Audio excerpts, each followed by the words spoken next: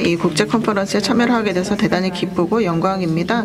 일단 김순주 디렉터님께 감사의 말씀을 드립니다. 이 심포지엄을 조직해 주셔서 감사의 말씀을 드리고요. 백남준의 그 작업, 현재 그 학계에서 조금 간과되는 그런 부분들이 있는데 이에 대한 어떤 그 중요한 조명을 하고 있습니다. 또한 도움을 주신 김미규 교수님께도 감사의 말씀을 드리고요.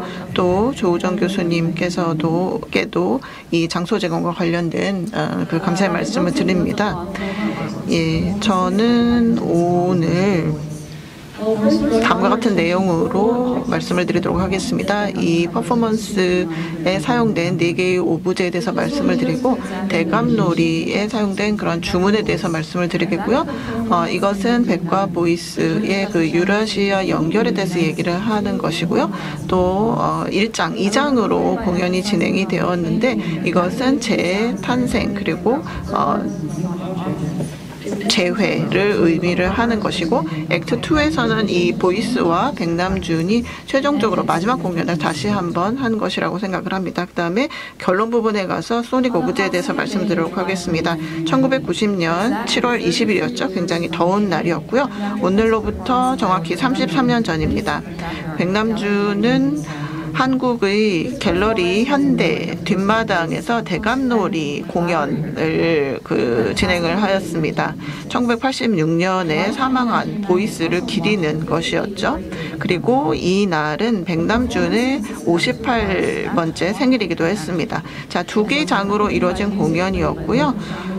그 한국의 무당들이 그리고 음악가들이 반주를 제공을 하였습니다.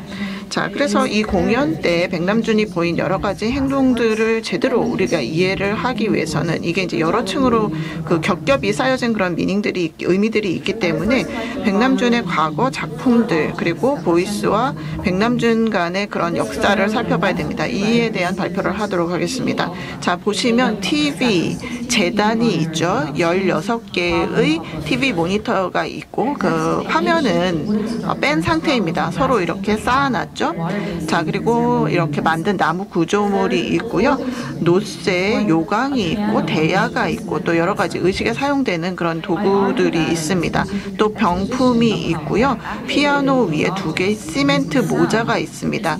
자, 그런데 소리를 이용해서 백남준은 이런 사물들을 액티베이션 시켰다라고 할 수 있겠고요. 이 부분을 이해를 해야지만 이 다층적으로 겹겹이 쌓여있는 미학을 이해할 수 있고 이것이 왜 백남준의 역작인지를 이해할 수가 있겠습니다.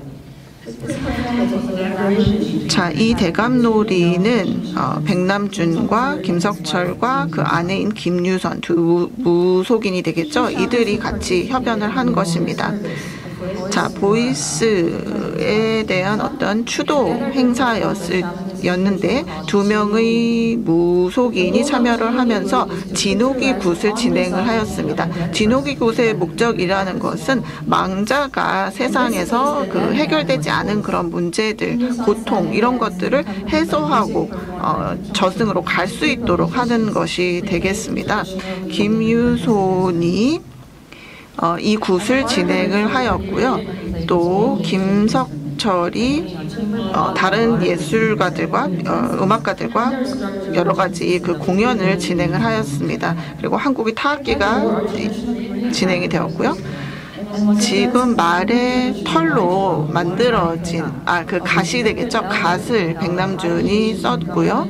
그리고 대감들이 입었던 이 의상을 입었습니다. 자, 그래서 지금 즉흥적으로 일어난 그런 그런 공연이 되겠는데요. 장난스러운 어떤 무속인의 의식이었다라고 할 수 있겠습니다. 그래서 이것은 일종의 의식으로서 우리가 복을 받기 위해서 수행을 하는 것이죠.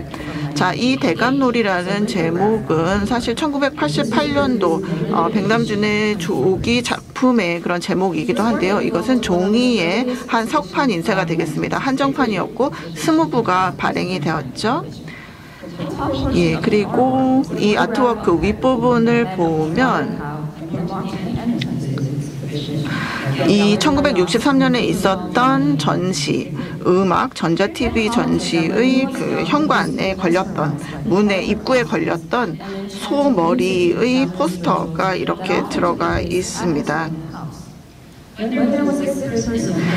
자, 이와 같은 의식을 했던 것은 사실 백남준의 어릴 적 그 경험으로 거슬러 올라가 되는 건데요. 당시에는 뭔가 아픈 사람이 집안에 있고 약으로 고칠 수 없다라고 한다면 굿을 하곤 했죠. 그때 화려한 의상들을 입고 굿이 있었고 이런 모습들을 백남준이 봤던 것입니다. 그리고 이때 재단을 차리게 되죠. 그래서 화려한 음식과 또 화려한 색깔의 과일이 있고 이것을 이제 망자가 와서 먹도록 하고 있습니다. 그리고 이 재단에 보면 소의 머리나 돼지 머리를 우리가 중앙에 놓게 되는데요. 이것은 살아있는 사람들을 괴롭히는 망자의 혼을 위로하기 위한 것입니다. 자, 그래서 1963년도 백남준 전시의 그 입구에 소의 머리를 이 백남준이 설치를 하였습니다. 그래서 여기서 피가 뚝뚝 떨어지고 또 파리가 꼬이고 냄새가 점점 더 심해졌죠. 왜냐하면 부패가 되었으니까요. 그래서 주변에서 굉장히 많은 항의가 있었습니다. 이 전시를 보러 온 사람들도 항의를 했고요. 그래서 개막식이 있고 3일 후에 소의 머리는 제거가 되었습니다. 자, 그래서 당시 독일의 신문들은 백남준을 일컬어서 동양에서 온 문화 테러범이다 뭐 이런 식으로 얘기를 했고 굉장히 악명 높아졌죠. 예, 그 다음에 78 RPM 레코드에 백이 실크 스크린을 했고요. 한국어로 대감놀이라고 이렇게 적었습니다. 자, 이 대감놀이 퍼포먼스라는 것은 사실 그 보이스하고의 우정, 관계를 우리가 생각을 해야 됩니다. 우퍼탈에서 1963년에 백이 첫 번째 솔로 쇼를 했었고요. 그 다음에 84년 일본에서 소게추홀에서 코요테 3 공연이 이제 같이 있었습니다. 그리고 보이스가 1986년도에 사망을 한 것이죠. 자, 아까 얘기한 겹겹이 쌓여 있는 이 의미를 이해하기 위해서는 백남준과 보이스의 그 긴밀한 관계를 우리가 이해를 해야 됩니다. 그래서 이에 대한 설명을 드리도록 하겠습니다. 여기 보시면 지금 맵 A 그리고 맵 B라고 되어 있는 그런 작품이 되겠는데요. 자, A 맵을 보도록 하겠습니다. 오른쪽에 풀칠이 되어져 있는 그런 사진이 있습니다. 이것은 두셀도르프 1963년 공연 때의 모습이 되겠는데요. 이때 보이스가 이 칠판에다가 죽은 토끼를 매달았습니다. 그리고 피아노를 연주를 했죠. 그 다음에 펠트로 된 그러한 모자가 있었습니다. 여기에 보이스가 불을 지르게 되는데요. 예, 그리고 이 지도 구석에 보면 타타리안 마이너라고 표시가 되어 있습니다. 이건 보이스가 이제 어떻게 예술가가 되었는가 그 스토리하고 관련이 되어 있는 것이죠.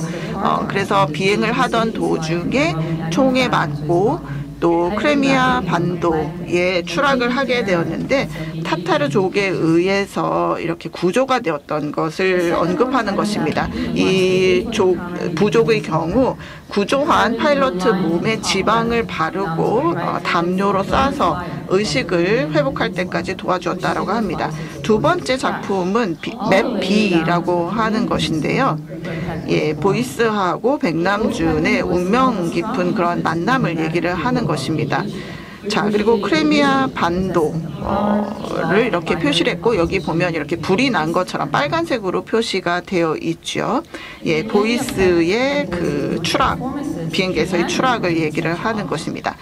자, 그리고 이 두 예술가의 여러 가지 공동 연주에서 피아노가 정말 핵심 오브제라고 할 수가 있겠죠. 그리고 보이스가 이 공연 중에 피아노를 이 도끼로 쪼개는 그런 공연도 있었고요. 그리고 1978년에 이 두 사람은 플렉서스 콘서트에서 피아노를 같이 연주를 하였습니다.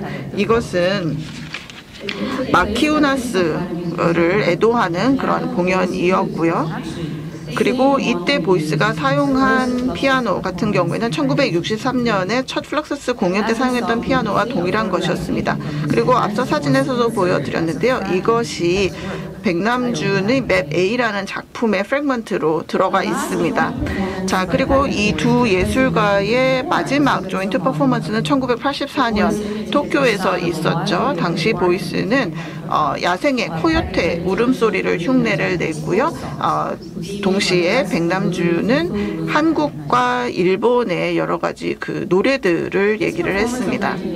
자, 그리고 여기 보시는 것은 1984년도 공연의 모습이 되겠습니다. 지금 보시면은 병풍이 있고요. 여기 보면 보이스복스에 스크린샷들이 붙여져 있는 것을 볼 수가 있습니다. 여기에서 오래된 것과 또 새로운 것이 같이 겹쳐지는 것을 볼 수가 있는데요. 대감놀이라는 것은 결국에는 백남준과 이 보이스의 굉장히 그 풍부한 그리고 공유된 역사 위에 구축된 것을 볼 수가 있습니다. 그래서 여기에서는 소리 채널들이 중요해지게 되는 건데요. 자, 그러면 첫 번째 1장을 보도록 하겠습니다. 자, 지금 보시면 그랜드 피아노가 있고 거기에 굉장히 큰 구멍이 있고요. 두 개의 시멘트 모자가 들어가 있게 됩니다. 그다음에 망자가 입을 만한 그러한 옷들을 입고 있는 거죠. 자, 그리고 시멘트 모자의 윗부분을 이렇게 뚫었습니다. 칼을 이용을 했었고요. 그 다음에 칼을 이용해서 나뭇가지들을 이 마당에서 잘라서 이 시멘트 모자 안에 넣게 됩니다. 그 다음에 망치를 이용을 해서 피아노의 현들을 노출을 시켰습니다. 이것은 1963년 백남준의 전시에서 그 보이스가 피아노를 파괴한 것을 언급을 하는 것이었죠. 자, 그 다음에 시멘트 모자 중 하나에 불을 붙였습니다. 이것은 아까 보이스의 전투기가 추락을 하면서 불이 나고 이런 것들에 대한 언급이라고 할 수가 있겠습니다. 다음에 백남준은 이 갓을 벗었습니다. 그리고 불 위에 올려놓게 되는데요. 우리가 이제 그 사람을 보내고 나면 이 사람이 입었던 옷을 태워버리지 않습니까? 이러한 의미를 가지고 있는 것이고요. 결국에는 이러한 행동들은 보이스와 백남준이 다시 만나는 것, 재회를 하는 것을 의미한다라고 할 수가 있겠습니다. 그 다음으로 백남준은 두 개의 그 밥그릇을 가져왔습니다. 밥이 있었고요. 그리고 두 개의 시멘트 모자 사이에 이 밥그릇 두 개를 놨습니다. 숟가락을 꽂았고요. 그 다음에 케찹을 위에 뿌리고 있습니다. 그리고 모자를 들어 올려서 머리에 썼습니다. 그리고 고개를 숙여서 이 갓의 윗부분이 없다라는 것을 알 수가 있었죠. 그래서 청중은 백남준의 머리를 볼 수가 있었습니다. 이것이 시사하는 것은 결국에는 재탄생이라는 것이죠. 보이스의 혼이 다시 들어오고 재탄생하는 것을 의미하는 것입니다. 자, 그 다음에 이 갓을 다시 앞에 내려놓고 그 위에다가 밥을 쏟아 부었습니다.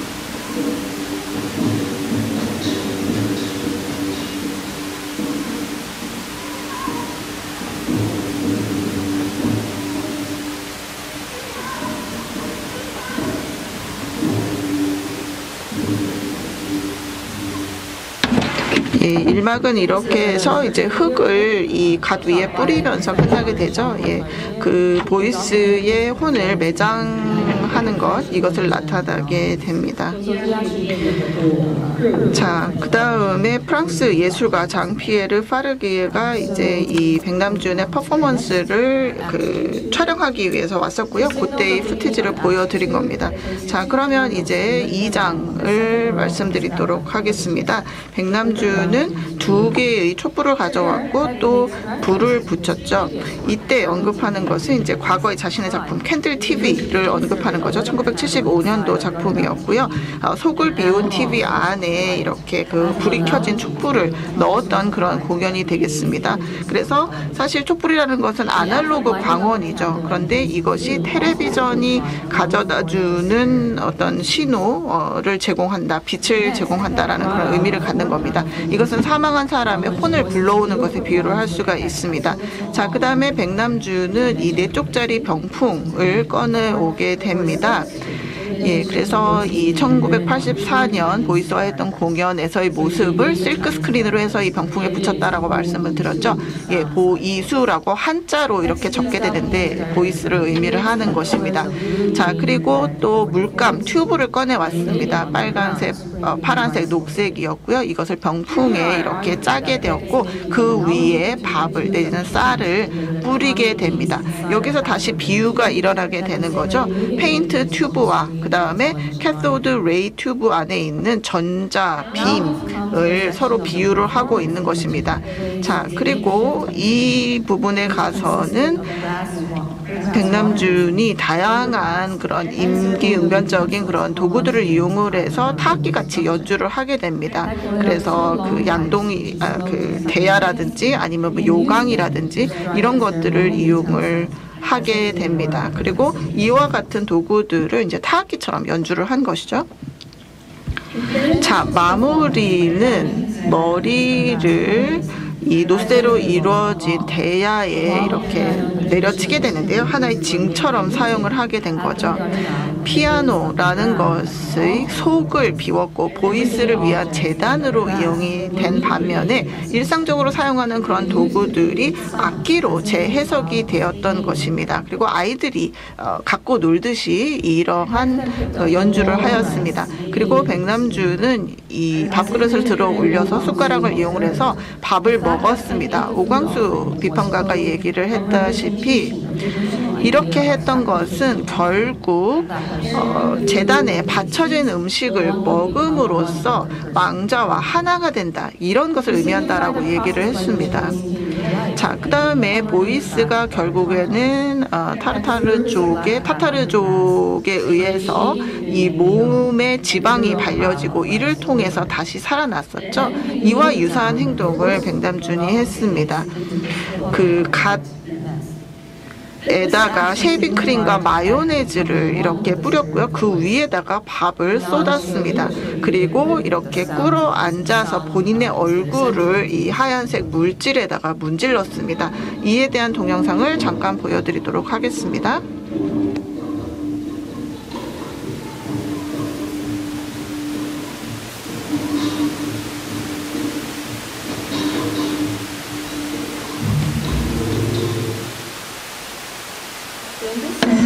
자, 이런 맥락에서 대감놀이 공연의 이막이라는 것은 결국에는 보이스의 혼과 백남준의 혼이 하나가 되는 의식입니다. 그래서 마지막 공연을 한 번 더 하게 된 것이죠.